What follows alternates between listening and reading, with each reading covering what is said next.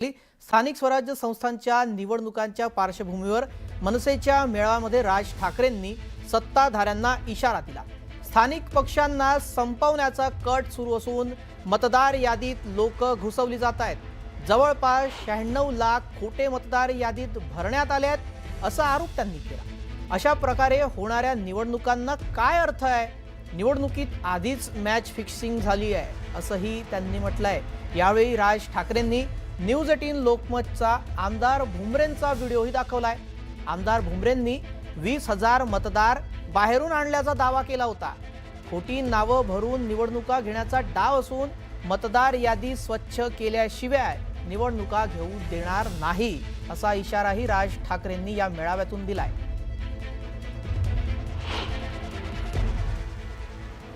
यावेळेची जरा जेव्हा लागेल तेव्हा आणि जेव्हा आपण ठरवू तेव्हा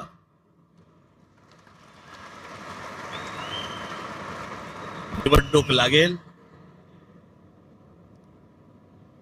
ज्या प्रकारचा सगळा गोंधळ सुरू आहे मतदार याद्यांमध्ये,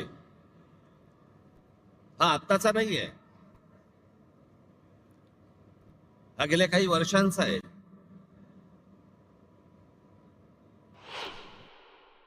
अशा मतदार याद्या तयार करायच्या, सगळी माणसं घुसवायची। मला तर आत्ता कळलंय, अगदी खात्रीलायकरित्या समजलेली गोष्ट तुम्हाला सांगतो की आत्ताच्या या होणाऱ्या निवडणुकांना त्यांनी 1 जुलैला यादी बंद करून टाकली। त्याच्या अगोदर काही काम म्हणजे विधानसभेला तर होतेच भरलेले, त्याच्यानंतर जवळपास 96 लाख खोटे मतदार महाराष्ट्राच्या यादीत भरलेत।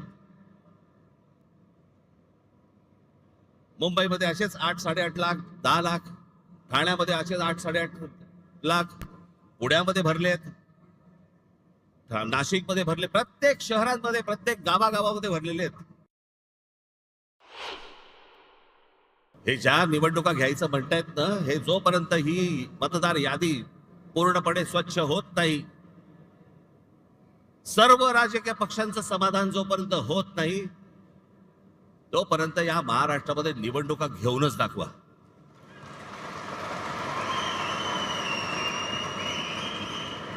या महाराष्ट्रातल्या निवडणुका शांततेने पार पाडायच्या असतील, पहिली ती मतदार यादी स्वच्छ करा। जो मतदार आहे त्याचा आदर करा। सगळ्यांनाच कळलं की कशा प्रकारच्या निवडणुका चालल्यात या देशामध्ये, कशा प्रकारचे विजय प्राप्त होत आहेत, कशा प्रकारचं यश मिळत आहे। अनेक लोक म्हणतात की राज ठाकरेंच्या सभेला गर्दी होते पण ते मतामध्ये येत नाही। हे असं केलं तर कसं येईल ते मतामध्ये? आणि तेच चालू आहे। राज्यांमधले जे स्थानिक पक्ष आहेत त्यांना संपवणे, त्यांना मिटवून टाकणे,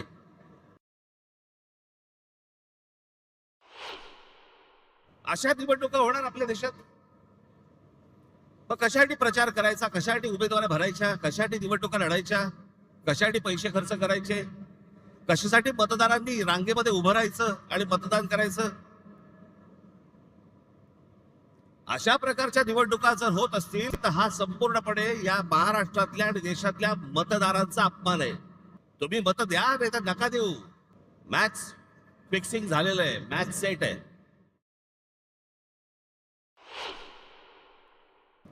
आणि आम्ही जे निवडणूक आयोगावरती बोलतोय, निवडणूक आयोगाला ह्या याद्या सुधारा म्हणून सांगतोय,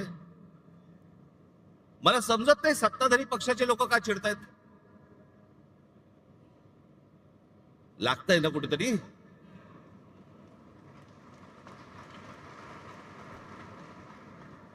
आम्ही निवडणूक आयोगाला प्रश्न विचारले की सत्ताधारी उत्तर देतात। तुम्हाला कोणी विचारलं?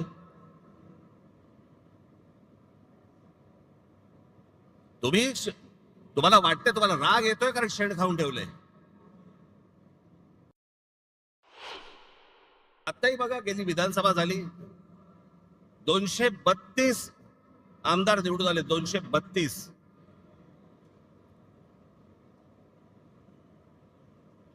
232 आमदार, एवढे प्रचंड यश मिळाल्यानंतर देखील महाराष्ट्रामध्ये सन्नाटा होता। कुठे विजय मिरवणुका नाहीत, कुठे जल्लोष नाही, काही नाही, सन्नाटक. म्हणजे मतदार तर अवाक झालेच होते, निवडून आलेले पण अवाक झाले होते. निवडून आलेल्या लोकांनाही समजेना कसा निवडून आलो. हे काही सहज चालू नाहीये, हे सगळं प्लॅन्ड आहे. हे इतक्या वर्षापूर्वीची जे सगळ्या गोष्टी आहेत ना, ज्याच्यासाठी संयुक्त महाराष्ट्राचा लढा झाला,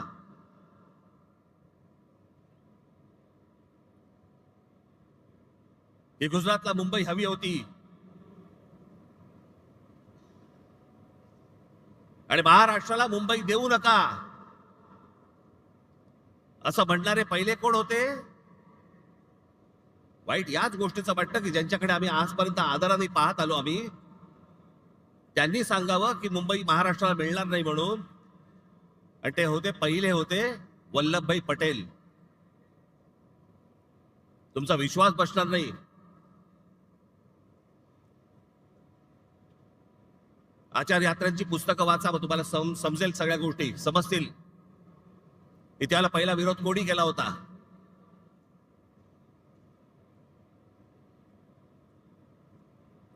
हे आत्ताच नाहीये, हे जुनं आहे.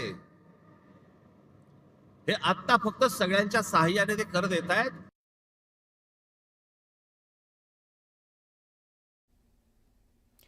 मनसे अध्यक्ष राज ठाकरेंनी मेळाव्यामध्ये निवडणूक आयोगावर जोरदार निशाणा साधला. यावेळी न्यूज 18 लोकमतची त्यांनी बातमी दाखवली आणि जोरदार टीका केली आहे. सत्ताधारी पक्षाचा आमदार स्वतः सांगतो की मी माझ्या निवडणुकीला 20,000 मतं बाहेरून आणली. जाहीररित्या भाषणामध्ये बोलतो. पैठणचे आमदार आहेत भुमरे म्हणून, त्या दिवशी त्यांनी भाषण केलं, त्या भाषणामध्ये त्यांनी सांगितलं. मग शिंदेनी त्याला काहीतरी डोळा मारला का काहीतरी केलं की दाढीवरनं हात फिरवला. मग लगेच तो बोलला नाही, जे बाहेर गेले होते, स्थलांतरित होते, त्यांना मी आणलं. बघा, तुम्ही तुमचंच बघा. पैठणचे आमदार विलास बापू भुमरे यांनी भाषणामध्ये बोलताना त्यांनी विधानसभा निवडणुकीत 20,000 मतदार हे बाहेरून आणले असं सांगितलं. मात्र शिंदे यांनी इशारा करताच विलास भुमरेंनी सारवासारव केली. मतदान बाहेरून आणलं म्हणजेच स्थलांतरित मतदार होते, त्यांना मतदान करण्यासाठी विधानसभेच्या वेळी आणलं असा खुलासा किंवा सारवासारव त्यांनी केली. त्यानंतर सभागृहामध्ये एकच हशा पिकला. दरम्यान राज ठाकरेंनी मनसेच्या या मेळाव्यामध्ये एक लक्षवेधी विधान केलं. शिंदेंची शिवसेना आणि अजित पवारांच्या राष्ट्रवादीचा गट असा उल्लेख केला. तर विरोधी पक्षांच्या पत्रकार परिषदेबाबत देखील माहिती देताना ठाकरेंच्या शिवसेनेचा आणि शरद पवारांच्या राष्ट्रवादीचा शिवसेना आणि राष्ट्रवादी असा उल्लेख त्यांनी केला. राज ठाकरेंच्या या उल्लेखामुळे अनेकांच्या भुवया उंचावल्या. राज ठाकरेंच्या या विधानाची राजकीय वर्तुळात मात्र चांगली चर्चा रंगली आहे. पण आज 3 वाजता एक सर्वपक्षीय पत्रकार परिषद आहे, ज्याच्यामध्ये शिवसेनेचे लोक असतील, आमचे लोक असतील, राष्ट्रवादी काँग्रेसचे लोक असतील, सर्वच पक्षाचे लोक असतील. सत्ताधारी पक्षाच्या लोकांना पण यायचं असेल तर येऊ शकतात.